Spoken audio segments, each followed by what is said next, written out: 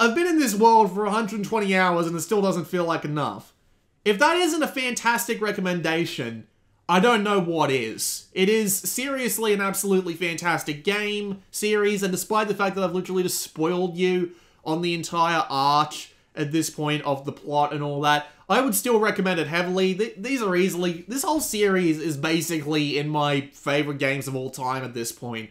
It was not in my top 10. It is so close up there that it doesn't even... It could literally just walk through a door and be in the top 10 if it's not in my top 10 already. So, yeah, I'm just going to cut that last 60 seconds out and put it in the very beginning of the video. Hello, ladies and gentlemen, this is Blue Maxima, and I wanted to talk a little bit about Utawarerumono Mask of Truth. Now, I have finished the game. I have not beaten the Dream Arena, because the Dream Arena is almost bloody impossible without doing some massive amounts of grinding. And while I do sort of have time for it, it's still going to be a pretty long time before I can really get to the point where I can beat the Dream Arena. So, yeah, have fun waiting for me to do that if you're really concerned about that. I beat the first two stages without a problem when I got my usual strategies in check, and then the third stage is just ridiculous. I believe it's called the 1000 Year Man, and it is really, really, really difficult for someone who's only just come off the story, so yeah. The overall time of the game is 60 hours, or at least I was at 61 hours when I finished the game proper, which was a little odd because they said Mask of Deception was a 40-hour adventure, and it was, and it didn't count the Dream Arena stuff. However, apparently this game does count the Dream Arena stuff for some reason. I'm not entirely sure why that they say that this one is 80 hours when it turns out to be more like 60 plus all the Dream Arena stuff. I really don't know. I don't know what they're going about with that, but yeah, so basically playing all three of the games through is going to be about 120 hours if you do it the slow and steady way, which is definitely the best way to go about it.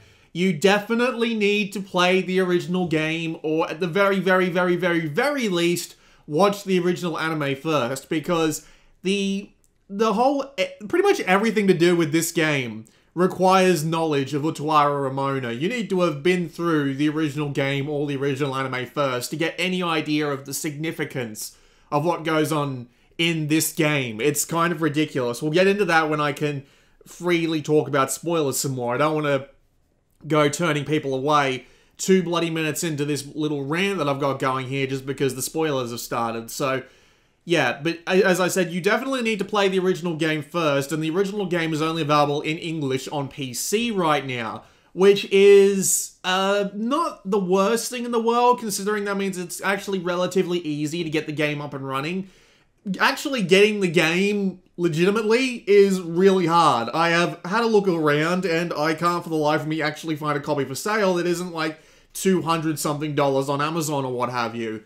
I couldn't even find one in my bloody Japanese post resender or whatever the hell they're called. So yeah, it is surprisingly hard to get a hold of the first game unless you want to do it the non-official way. But as far as I'm aware, at least you can't pirate Mask of Deception or Mask of Truth just yet. So if you want to be playing them, you'll want to be paying for the entire set of the game. So yeah, you do end up giving a lot of money to the developers, which is a very good thing. But anyway, let's get on to the actual talking about Mask of Truth. I'm going to say some things I said in my previous video on the subject, but, you know, I just want to be as complete as possible in this video, just in case anyone stumbles across this video without managing to stumble across my Mask of Truth video, which I find to be kind of unlikely, but you never know. So, basically, it feels very, very similar to Deception overall. The presentation remains on the same high watermark. The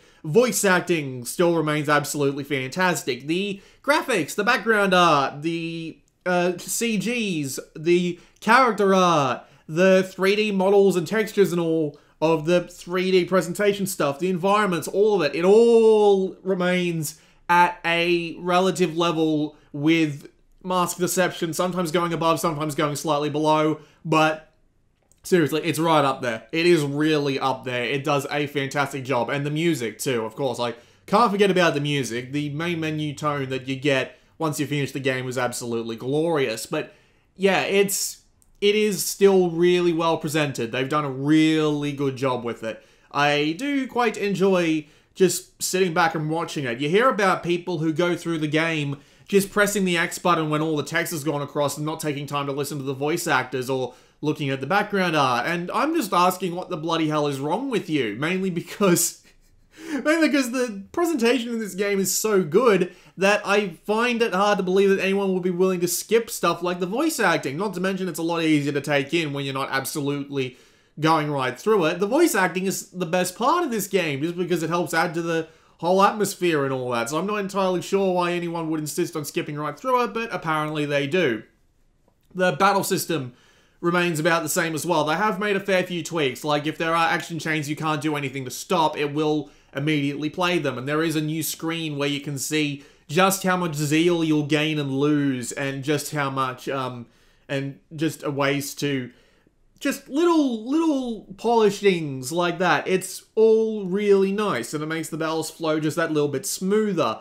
And there are also a couple of new mechanics, like the co-op chains and the co-op finals, and these are lovely. I mean, you've got the regular final attacks, which actually come in a lot faster, which I'm a pretty big fan of, just because it took an absolutely massive amount of time to unlock them in Mask of Deception, to the point where, unless you planned on playing the Dream Arena, which, to be fair, I didn't in Deception, unless you plan on playing the Dream Arena, you don't get nearly any use out of your final strikes. Like, I saw 2 final strikes in my copy of Deception.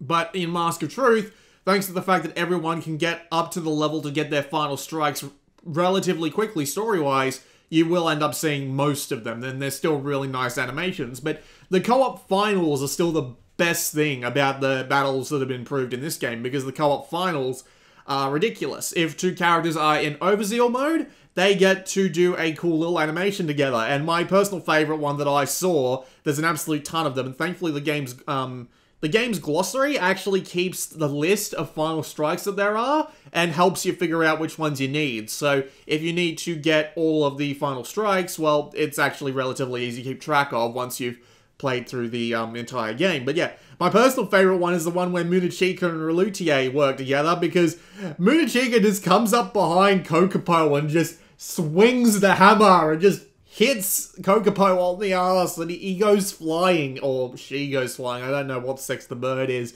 but that is actually, it's one of the best final strikes. It's one of the best combat animations in an RPG that I've ever seen. It's fantastic.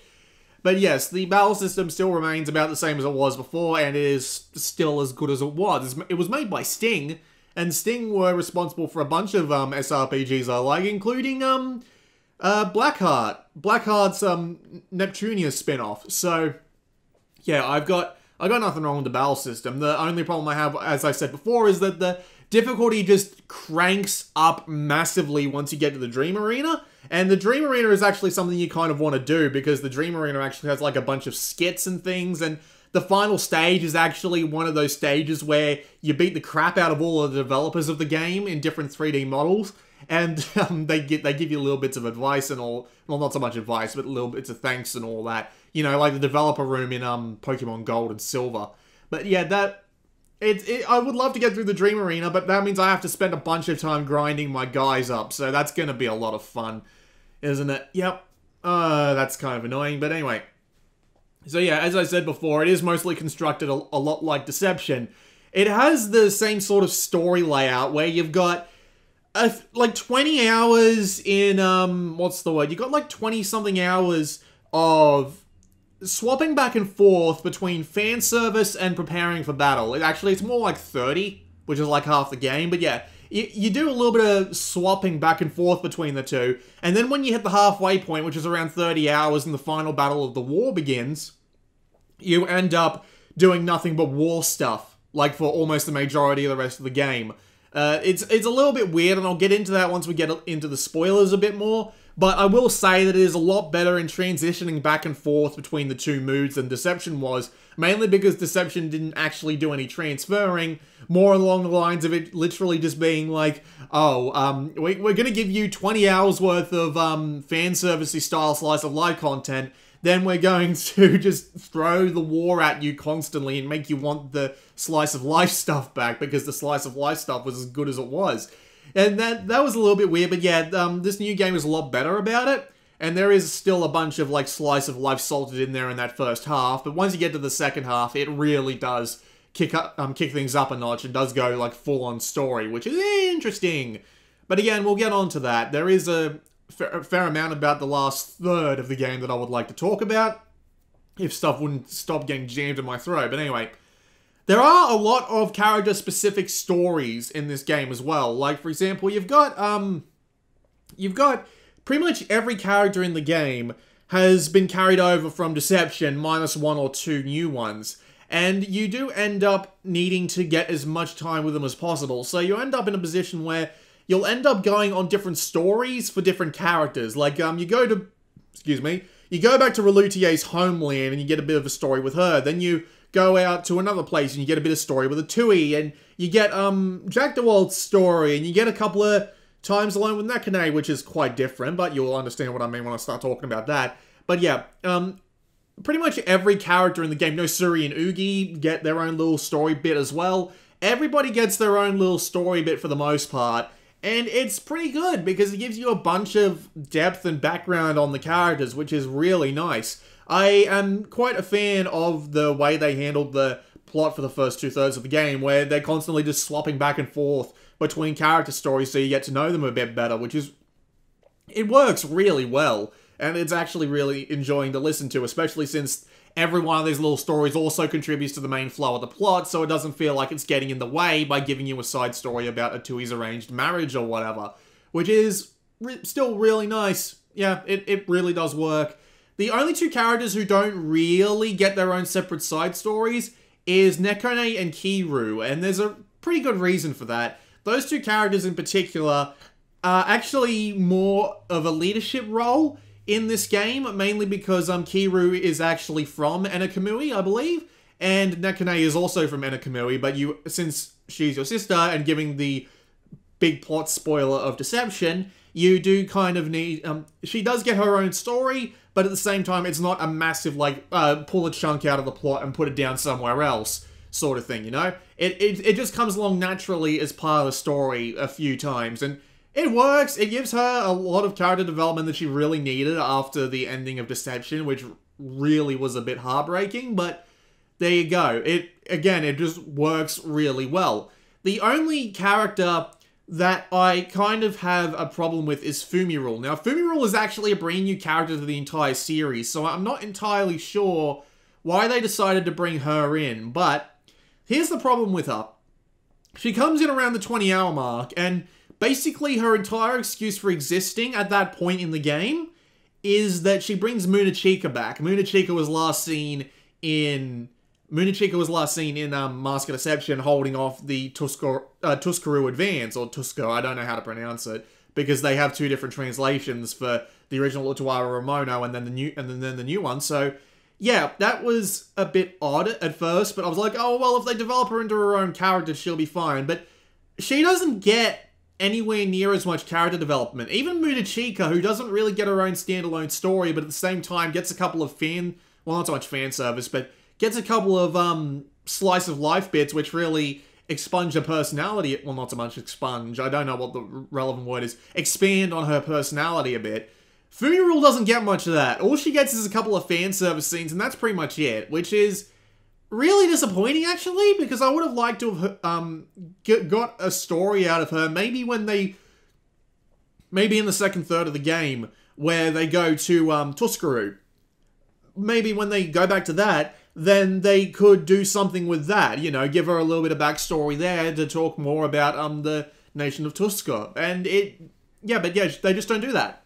She is just a fan service character through and through, which is, considering everybody else in the plot has some kind of, like, major character development throughout the game, for Fumirul to come along and be the fan service character really does stick out like a sore thumb. I'm usually not one to complain about this sort of thing, but when every other character in the game is as well developed as they are, even down to, like, the little kid Shinonon getting more character development and screen time than Fumirule, it really sticks out. I'm not entirely sure what was going on with that. She doesn't even get that many fan service bits after the second half of the let me try that again. When you get to the second half of the game, she barely gets any screen time at all, except when she needs to turn up for a fight. And I'm really not entirely sure why they went about it that way. It just seems weird to me, but oh well. It's not a deal breaker in any sense of the word, and it's nice to have Munechika back, so I'm willing to carry along Fumirule as a consequence of that, but still, it's just that tiny bit odd.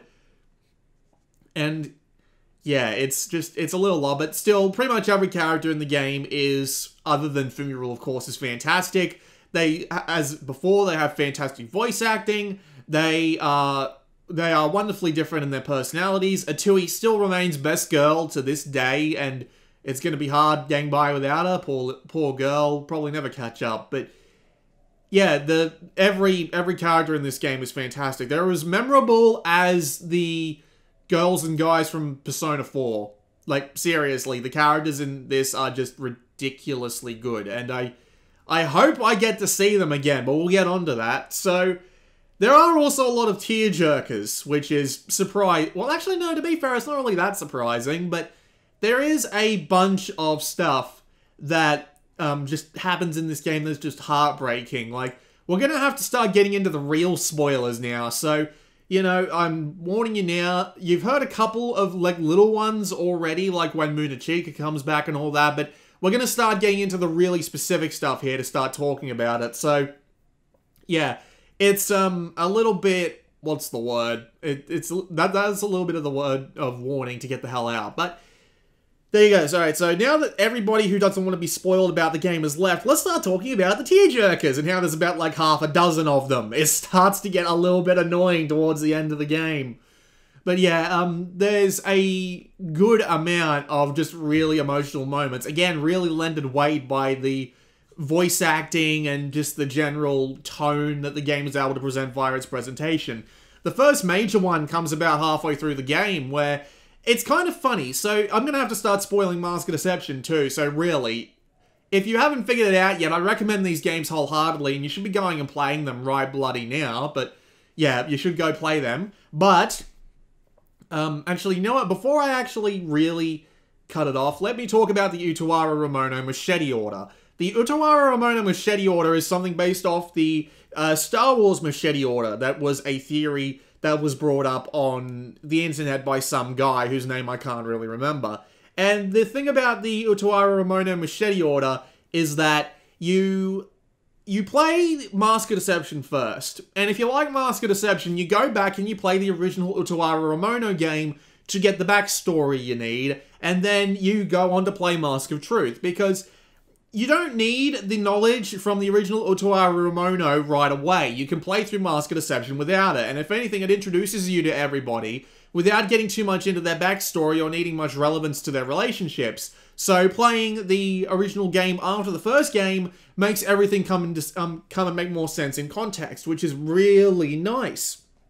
I'm quite a fan of that, because it makes it so that you know who everybody is, but if you didn't like the Mask of Deception, not the original, if you didn't like Mask of Deception, you don't waste your time going through the original Utawarerumono to begin with, because it is a bit of a step down. Also, it's an eroge RPG, so there are sex scenes, which some people get turned off by for some reason, considering that Mask of Deception is still pretty fan-servicey in and of itself, then that might be a little bit of an issue. But yeah, the order I recommend playing the games in is the Machete Order. You can play the original first on PC if you like, but I do think that doing it the way I suggested is a lot better. I'm probably going to have to cut this entire section out and just put it at the start of the video.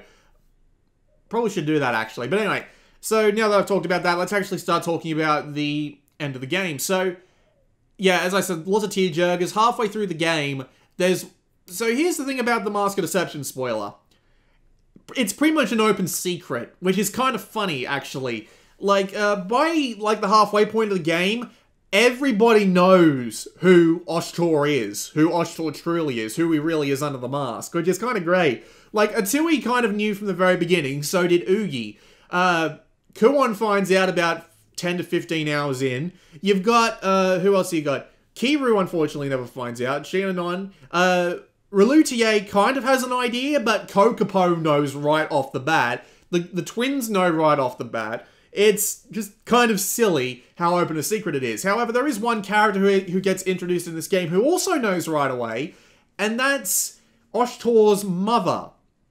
Yes, apparently he thought he could get away with impersonating her son for some reason, but he tries it anyway, gives it a good attempt, but eventually his mother says the most heartbreaking thing imaginable, and the voice acting just tears a hole through you in this one scene, and it is absolutely fantastic, and you don't see her again for the rest of the game, so you end up wondering what happened to her, but she's fine. She's absolutely fine. There's a spoiler for you right there.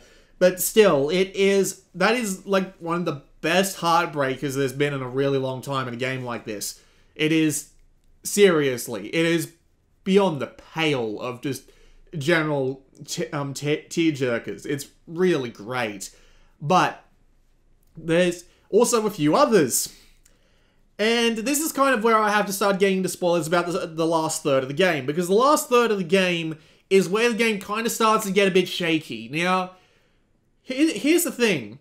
The conflict that you start the game with, which is the war on the Imperial capital with the mastermind known as Roiko, you spend the first 40 hours sorting that one out, right? And at that point, you think, oh, where do we go from here? The battle ends a lot quicker than you expect it to. So you think, oh, is there anywhere else to go from here? What do we do from here? And then another bit of plot comes back up from the original game that you need to go and solve. And it gets a little bit weird and wobbly, where they spend a couple of hours doing some slice of life stuff, excuse me. They spend a couple of hours doing some slice of life stuff, and the whole game just kind of has trouble establishing the next villain, who turns out to be the other Pillar General, Woshis. And he is presented really weirdly as a sort of villain, because the game has a lot of trouble establishing him as one. Mainly because he turns out to be a lot weaker than you might expect. They kind of like go over his gone completely to the nut house scenes. It goes by really fast, and there's this whole other thing going on in the background where you have to worry about the bloody climate of Yamato getting absolutely destroyed and all that. So he kind of just fades into the background for a bit before he goes absolutely nuts and turns into the real villain, which is a little bit odd, because it just gives the game not that much of a story to rest on. It just feels kind of wobbly and not all there, which is a little bit weird for this game, considering that the entire plot structure has been rock solid up to this point. And then you end up with a couple of other things going on there. But at the same time, the game doesn't really pick up again until you get to what is basically the final battle, and then you play through the final battle. It's kind of disappointing, and it's like, oh, okay, this is actually kind of dull. And then the next tearjerker comes along when Kuon loses her freaking mind and ends up just trying to destroy everyone and everything with the bloody god that comes back. And it is just, it really works. Like the whole final battle after the final battle works amazingly it comes back from having an unsteady footing to being super rock solid, because this is when the Utawarerumono knowledge really needs to be used. And if you don't have the original Utawarerumono knowledge, you really do kind of get saddled with it. So the thing is, the final battle, I'm going to have to describe the final battle in detail just to describe how bloody awesome it is. So yeah, seriously, turn back now if you actually want to play this series. I have already spoiled a bunch of it, but yeah. So the final battle, it starts off, basically you're unbeatable, and Haku, spoiler, has already died. He's dead. Like, he died to take out Woshis. So he's crumbled into dust, and Kuon's lost a flippin' mind, and everybody else is like, oh, we're kind of screwed, because we are literally trying to fight a god, and we don't have Haku here to help us. Haku goes to heaven.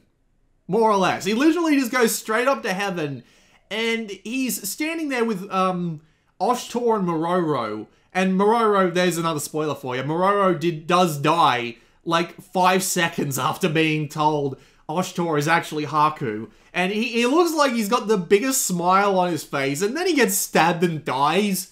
And I'm like, fuck you, game. He was supposed to live. He was supposed to have a bloody beer with Haku and the gang. But then you see him up again when they're not so much in heaven as much as like the step between the real world and heaven. And he's standing there, and they give... When he's in heaven, when Haku goes to this little halfway point, he's there looking at Oshtor and Mororo, and they're giving him the stiff look, and he's saying something along the lines of... Oh god, I'm gonna have to put this mask on again and go, aren't I? Because the whole point of the story here ties back to the original Utawarerumono, where the original Hakuoro, or Hakualo, as they call him in this game. Again, the translation is a bit iffy, depending on what version of the game you're playing. But he says to him, basically, I can send you back down there, but you're going to have to take on my powers and my mask. And Haku, at this point, after having been saddled down with the mask that Oshtor gave him, is probably well deserving of arrest at this point. But at the same time, he's got his friends looking at him with like really stern faces. And then he takes the mask and everyone starts smiling at him. He takes on yet another burden and they start smiling at him. And then he goes back down to Earth and shows up to help with the final battle, which is literally nothing but like clones of the original Utawarerumono party. And it's like, it is kind of a fuck yeah moment when he comes back, because he starts at level 1, and you have to level him up a few times, but you have to do that via healing people, and once you've healed enough people, you gain the effect on him you need to win the fight, which is a fantastic concept for the final battle, and it works really well, because he's constantly leveling up and getting stronger, and eventually he can just whoop ass. And not to mention he helps everyone out by being in range of them and all that, so it is a fantastic idea for a final battle, and I absolutely loved it. I thought it was a wonderful little conclusion. And then he eventually goes back up to godhood, and then they turn on the final tearjerker scene, which is, you go back to Tuska. I mean, there's a few, like, where are they now, quote-unquote things, where it's sad but not too sad. Then it turns out Kuon's been chasing Haku the entire time, and it's implied that it's been months, if not like a year, since the end of the original game. Well, since the end of the, not the original game, but the end of since the last fight that they had, it's been implied that it's been about a year, and it's implied that she's been chasing him around all this time, and she finally catches up to him, and then decides to keep going and chasing after him anyway. Also, Atui and Nosuri decide to go chasing after him as well, and that's just sad as anything else, because it took Kuon a year to catch up to him. It'll take them ages. It would take them absolutely ages, but, well, they decide to do it anyway, and that's sad, because there's no idea, we have no idea if a sequel's coming at this point, so that is the worst thing, not knowing what else is going on. But then, so yeah, Haku's actually a god, and that's kind of amazing, but the question is, how did he become a god, and how did he take his powers? Well, this ties back to the original game, because at the end of the original game, Mr. Iceman, Mr. Hakuoro himself got sealed up to protect everybody from his godlike powers. And then he ends up more or less, you know, spawning the good side and the bad side again, because that's what the final battle is. And then Haku more or less takes his powers and kicks him back down to Earth, because he very clearly can't exist in the real world before that point, because you end up running into him once or twice. And then he gets kicked back down to Earth with none of his powers, so he can go and live among his friends again. So, to be fair, it doesn't sound like very much if you haven't played the games in context, but if you have played the original Utawarerumono, that scene is just, again, is just amazing. You spend 120 hours knowing about this guy and knowing about him, at least in the background of Deception and Truth, only for him to finally get his just dues at the very end. Meanwhile, you've got bloody Haku literally becoming a saint. The lazy treasure hunting. He's almost a bastard. Almost. He's not really a bastard, but he's almost a bastard. Literally becoming a god just so the other guy can take a break and go back to his family. The guy's a fucking saint, man.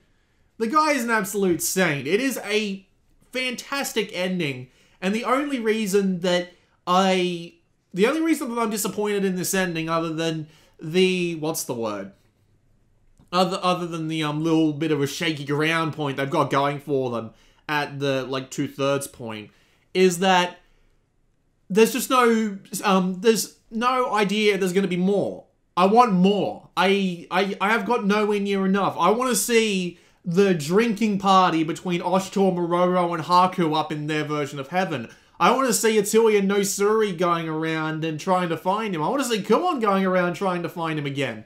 I want to see the bloody Hakuro Kaku get back to normal. I want to see the I just want to see everybody again. That's the thing. I've been in this world for 120 hours and it still doesn't feel like enough.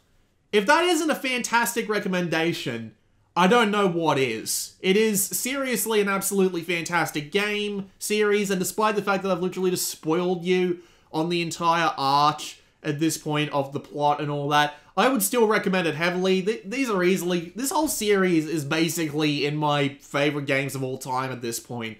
It was not in my top 10, it is so close up there that it doesn't even, it could literally just walk through a door and be in the top 10 if it's not in my top 10 already. So, yeah, I'm just going to cut that last 60 seconds out and put it in the very beginning of the video.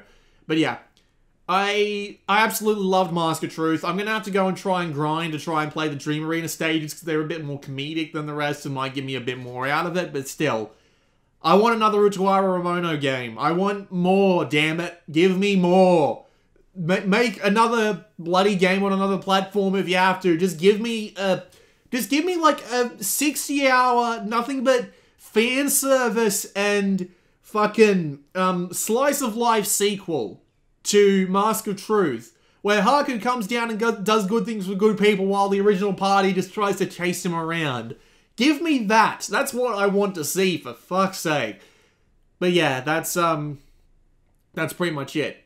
One last thing, by the way. I said I haven't finished the Dream Arena, but I have actually seen some YouTube footage of the final stage. And I don't know if this is actually a hint for some upcoming project from Atlus, but one of the people you talk to in the final stage says something along the lines of, I hope to see you in more games, including a dungeon with travelers. If that's not a hint for Dungeon Travelers 2, I don't know what is. It might be a reference to the original game, and I'm going to have to go and look that up. But if it's not, I really do hope they bring over Dungeon Travelers 2 too, because it's by the same developer, so I would probably enjoy playing that as much as I did this. I did enjoy playing the original Dungeon Travelers 2, but yeah, I do need to play through that as well. But, you know, my backlog is so tall that even if, like, every individual game that I wanted to play was, like, the width of a sheet of paper, it would probably still get up to my roof. So, there you go. I've done my rant. I'm done. I think it's time for me to stop talking now. I've been ranting in your ear about this bloody game for half an hour, but if you haven't got the bloody idea, even though you still know the end of the story, it is probably still worth your time going and playing through it just because the presentation is so good and the characters are great and I want Atui to be my waifu, so there you go. This has been Blue Maxima, and I will see you all next time.